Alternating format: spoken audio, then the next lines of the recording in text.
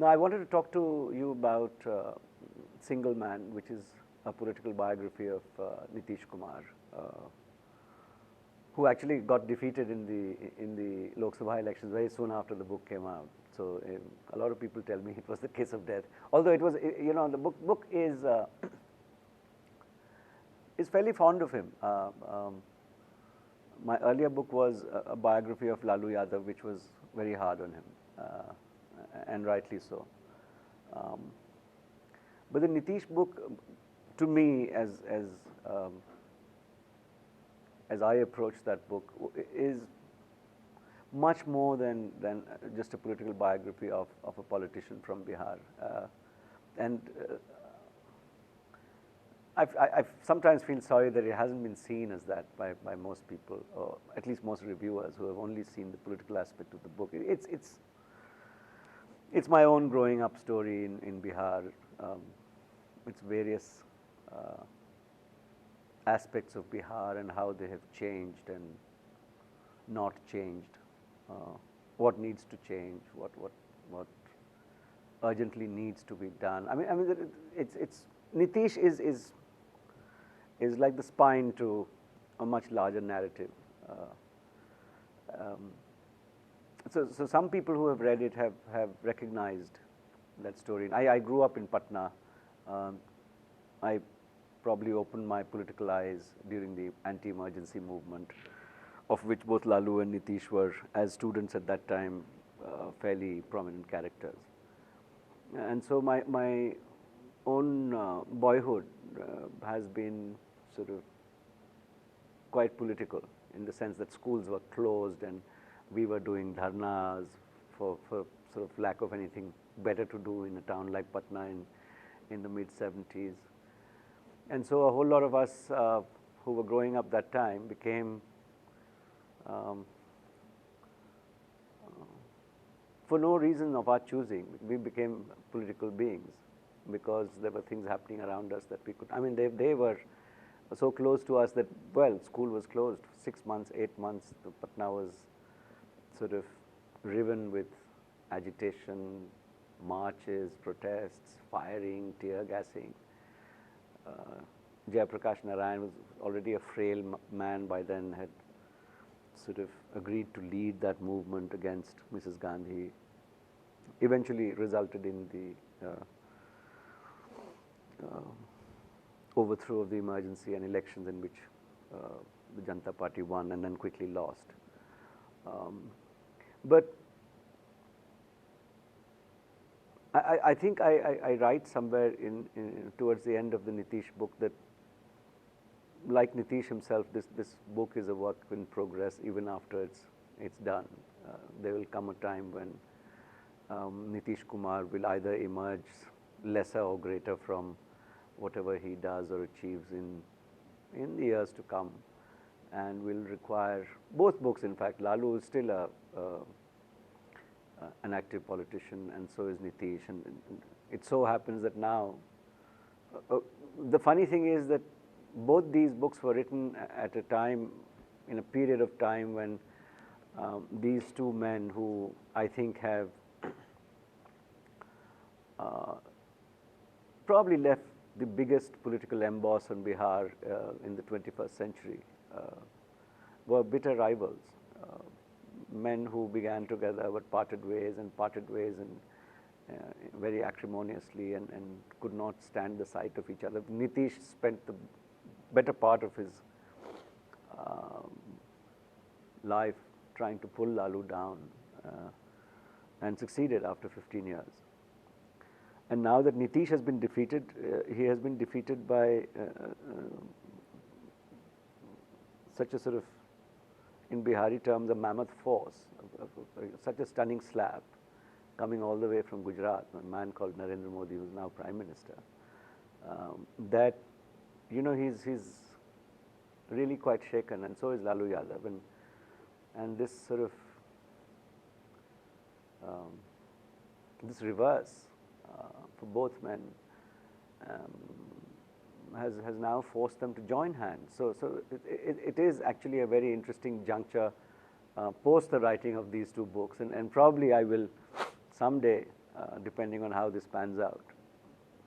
Think about writing a kind of a sort of joint postscript to the two books that I've written, provided entirely by the careers of these two men that I have written about extensively.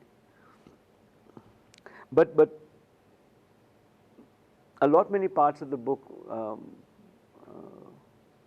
I feel had beginnings that I have not been able to conclude. That's also because of the nature of the narrative, and things that concern my village life, for instance. Singhwara is my village in North India, North Bihar, and part of the narrative keeps going back to Singhwara. But when I was rereading the book, the thought came to me that I should write about Singhwara as well, exclusively about Singhwara, because it is,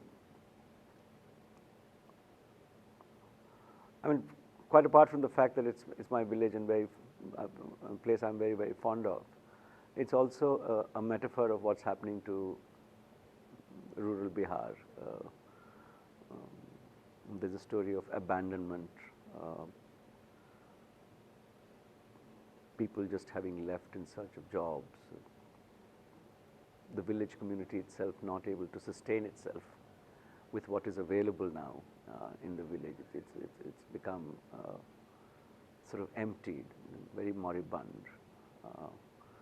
It's the story also of new classes or castes of people coming up and taking over the roles that earlier were the exclusive preserve of the upper castes, mainly in my part of town, Maithil Brahmins and a few Bhumihars. But since Mandalization happened, there has been a dynamic energy sort of injected into classes that we call, I don't know for what reason, but we do call them backward classes or backward castes, and it's very heartening to see the way they have grabbed that opportunity, done things for themselves. They're very hardy people, always have been, but with the opening of political opportunity, especially at the local self-government level, in the panchayats and in the sort of block and zilla committees, there is a genuine sense of not merely empowerment, but to me much more a sense of esteem which was not earlier there. And I think it does a lot, changes people in a lot of ways when they begin to have sense of esteem. So I do want to write about Singhwara. Some people have suggested I should write, having those who have read both my books, write a political history of Bihar. But it's an undertaking that I'm not ready for yet. It's a humongous task. The cast of characters is huge. One of the problems with writing about politics in Bihar is that nobody leaves a record, which is a very sad thing. I think Nehru was the last prime minister who used to write regularly to chief ministers, to his daughter, to general letter writing. Our politicians don't write. A lot of them can't write. A lot of them who can write invest so much in their future that they're always afraid to put things down on paper. So documents are not available. Sri Krishna Sinha was the first chief minister I think used to write. There is a record of him having written letters, particularly to Dr. Rajendra Prasad, who was the first president. They were always sort of quarreling over. It's very interesting, the chief minister of a state sort of arguing in almost weekly letters with the president of India on a whole range of issues, sort of status of minorities, caste politics, where Bihar should be headed or not headed. That kind of engagement doesn't happen between politicians anymore. It's very sad. that they don't. I think the two contemporary politicians who have written, and thank God, are Lal Krishna Advani and Jaswant Singh, who have written contentiously, and they have written, and this is again part of what I write in the Nitish Kumar book, is the total absence of our public people recording their thoughts, their lives, their processes, how they come to take a decision, how they arrive at a certain thing. They don't write about these things, and I think it is essential for them to write about these things. A lot of things in our life, public life, are just opaque. And I think it's very selfish of people in public places not to leave behind a record of what they do and how they do it, what happened. As I said, a lot of people are not capable of writing, unfortunately. But the more unfortunate thing is that the people who are capable of writing, for one reason or the other, do not invest in it. I think we lose large chunks of our contemporary history because these people just do their thing and go away and take all of that process along with them, which is not fair. So the Bihar book is not something I'm, well, shall I say, sort of very confident of being able to approach. But the Singhwara book is something that's interesting question. You know, as I just told you, my canvas is becoming even smaller. I'm going down to a village now. And I think these stories get lost. These stories should be told. A lot of state leaders, our culture of political biography is again, I'm sorry to say, very, very poor. You either have hagiographies in the name of, you know, commissioned official biographies, total sort of puff jobs, or you get extended biodatas of people, you know, like he begins with he was born and then he died, kind of linear narrative which doesn't take into account what was happening around that person at a given time. And I think the one critical difference between the Lalu book and the Nitish book, and it's also a story of growing up as a sort of writer of biographies, is that in the Nitish book there is much more of what was happening around Nitish at that time, beginning from my childhood in a very small locality of Patna, what happened during the floods, you go out fishing in these little ponds and puddles that form, and those are parts of the book that I really did enjoy writing, and a lot of people have enjoyed those parts rather. I mean, at the end of the day, a politician's life is known. So I think that the narrative in the Nitish book is differently constructed. But to come back to your question, I think it is very important to write about B-town India, small town India. These stories never get told. There has to be someone telling those stories. These are important leaders, and I don't see good books coming out of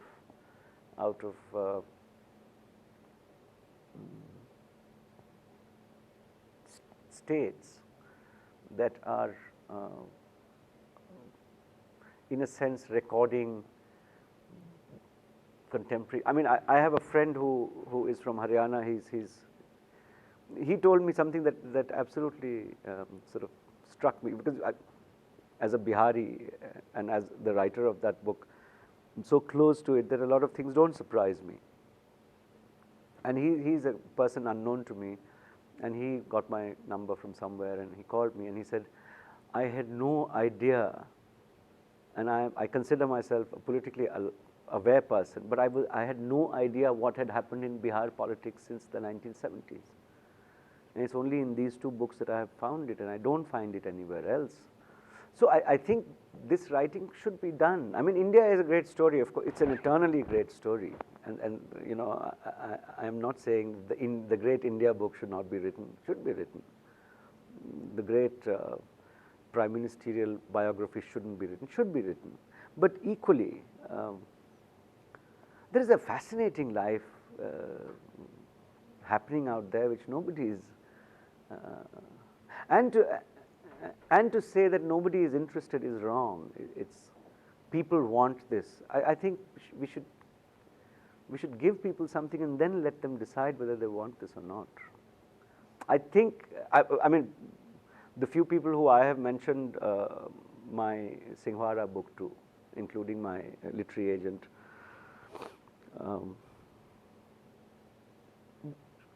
are very excited about this. Nobody writes about village India in a contemporary sort of detached, non-detached, insider, outsider kind of way. Why I keep going to Bihar also is that, well, you know, I was born there. I'm very, very fond of Patna and Bihar. My mother tongue is Maithili. I become another person when I speak in Maithili. Totally different kind of person. And I feel that myself. I mean, relating to someone in another language makes you a different person. I don't think it can be said out in English and can't be felt in English. What you do say out in Maithili or any other tongue, probably Bengali for you. And so these stories are very close to me, and I think I owe it to myself to write these stories out, and irrespective of who is interested or not, I am interested, and that is why I will write it.